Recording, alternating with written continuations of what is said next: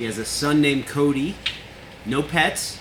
No pets. Never any pets? Never any pets. I like other people's pets. I just don't like them at my house. Okay.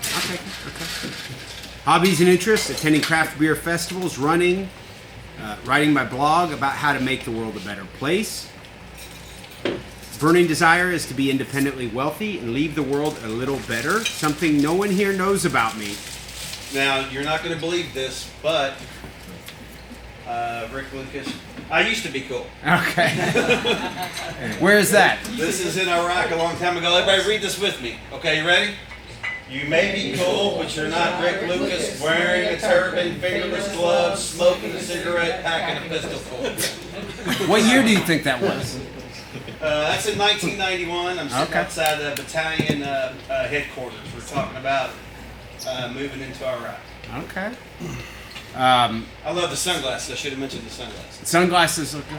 At least I thought I was cool. Yeah. Now, I know you don't believe me, but More proof of being okay. more proof of Yes. being cool. That doesn't look like those were standard issue sunglasses. That's a good one. Well, and Cody's pretty cute too. Yeah.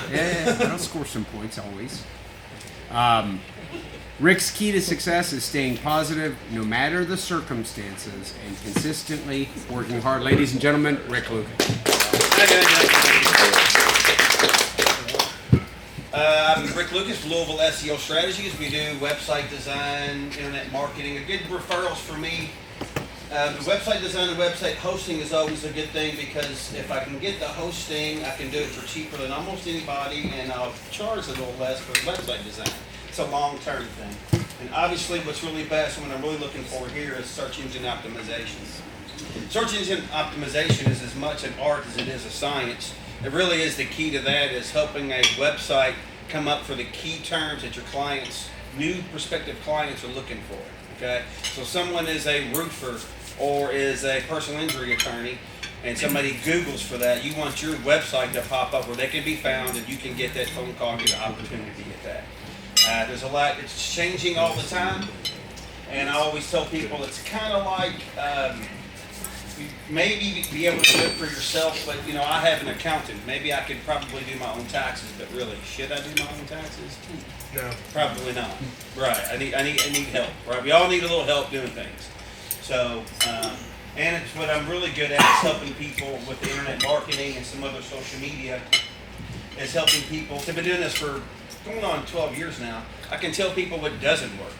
There's a lot of pay-per-click ads and things like that. I mean, if you're not spending serious money, then you're really wasting your money.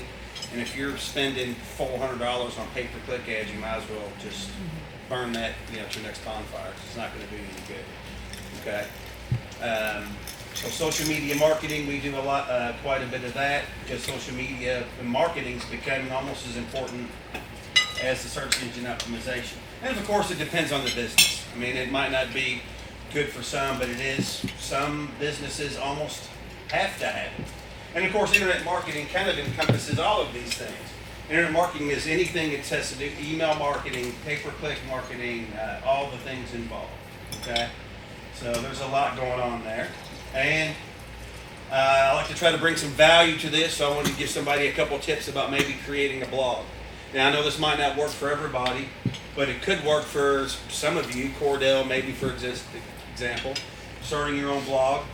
It seems overwhelming, and the whole point is to establish your export authority in your respective field.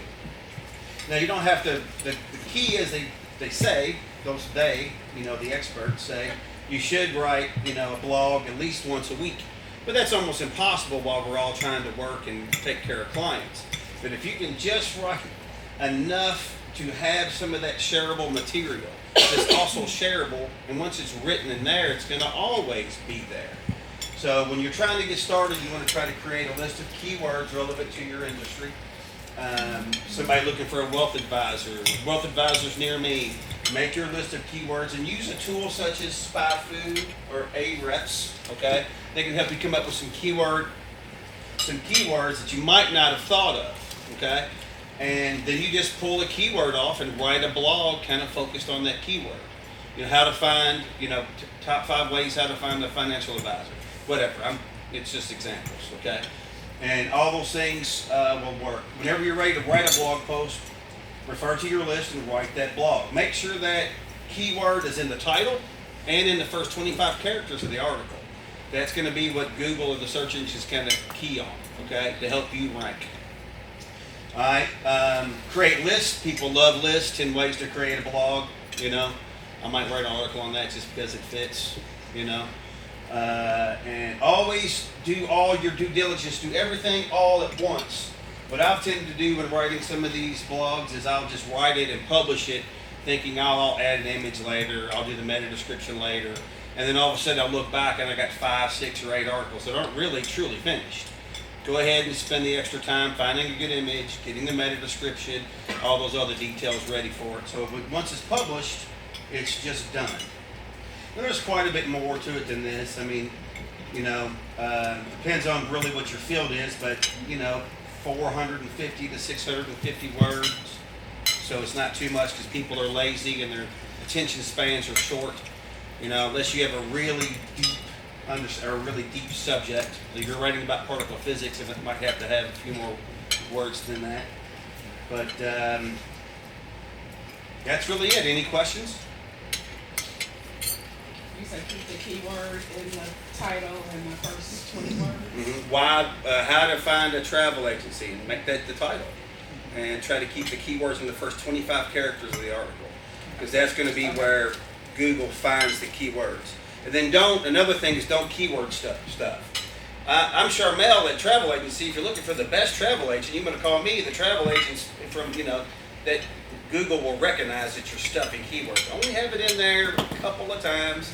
And then the synonyms for whatever your keywords are also important if you have those in there too. How important are Google reviews? Google reviews aren't as important as they used to be, but they still are. If you got a bunch of bad reviews, you're screwed.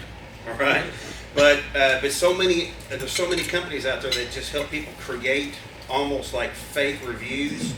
That, I mean, I do it now too. I look at somebody with an HVAC company with 2,000 good reviews. Come on, man, really? Really? You know how hard it is to get somebody to write a review? I've almost begged people to write me a good review. And they say they're going to, and they probably mean it when they say it, but they just never do it. They probably typed it out. Right. So I see a company like that, and they've got 2,000 good reviews. I'm suspicious. Right. They are important, and it's important with the reviews to answer every one of them also, even the good ones. Thank you for the kind words. The bad ones is an opportunity to turn a bad review into a good review. We apologize for the misunderstanding. You know, because if anybody else sees that bad review and sees you trying to fix it, they know you at least care. This is an opportunity to turn a bad thing into a good thing. And a lot of people, once you kind of fix the problem, will go back and change that review. Not everybody, but a lot of people will. So now you turn a bad thing into a good thing. If you ignore the bad reviews, they'll pile up on you and it'll be a problem.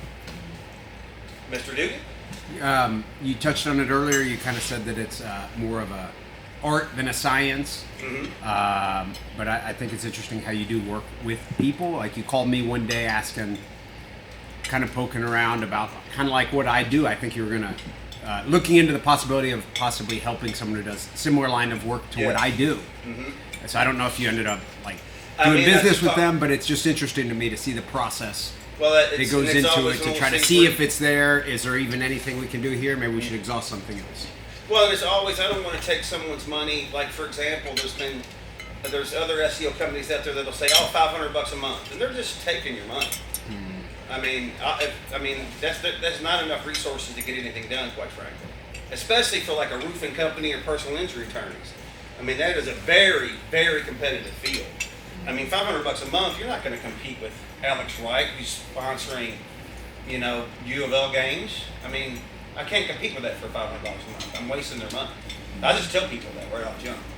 And I lose a lot of business that way. I probably have quite a few, but I'd also have to have an explanation after a year how they're not ranking. And I just don't want to have that conversation. Anybody got any good news, questions, good jokes? You're always the one with the jokes. Yeah, we rely on you for the humor. So if you don't have anything. Well, I thought we started out good. You look very nice today. Well, thank you. I was trying to impress you, Ryan. Thank you. You look very good. I hope it worked. All right. All right, thank you very much, Richard. Up next, we have Jennifer McKinney. Jennifer is